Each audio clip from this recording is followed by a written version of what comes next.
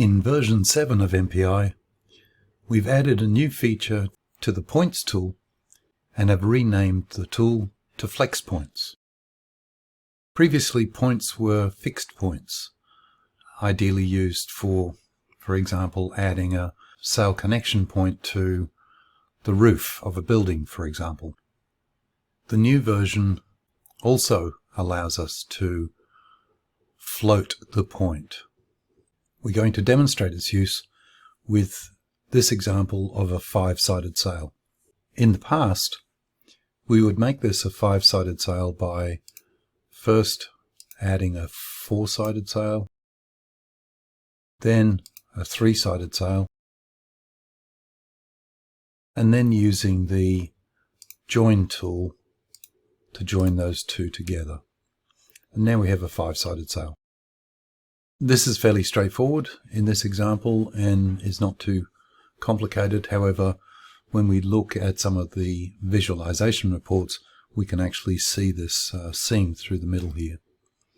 And while this works for this 5-sided sail, if we had, for example, 4 or 5 poles along this side, then we would not be able to produce a sail with multiple connections on this side and only 2 connections on this side, other than combining a lot of triangles.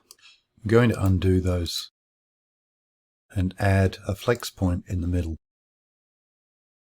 We now add 2 4-sided sails. The flex point behaves just like a pole. We can continue to add sails, and again, if this were 4 or 5 poles down this side, we'd simply add more flex points and add additional sails. Now we merge the sails together as we have in the past, and now this time we select the flex point and we allow to float. This is the new feature we've added. Commit changes, and under the view filter now we can actually turn off view of floating points. Another powerful use of this new flex point is the ability to create a point to join multiple sails, which will accurately provide a force balance position for the connection point. In this example, I've added 4 poles and a flex point.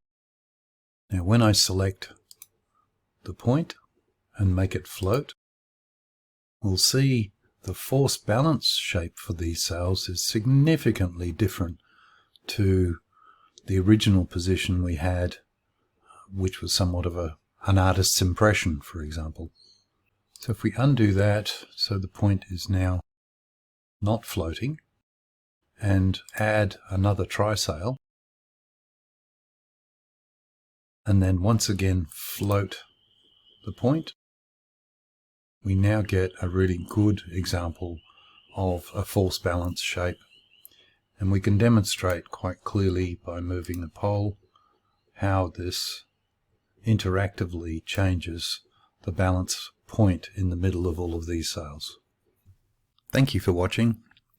For more information, please contact support@mpanel.com.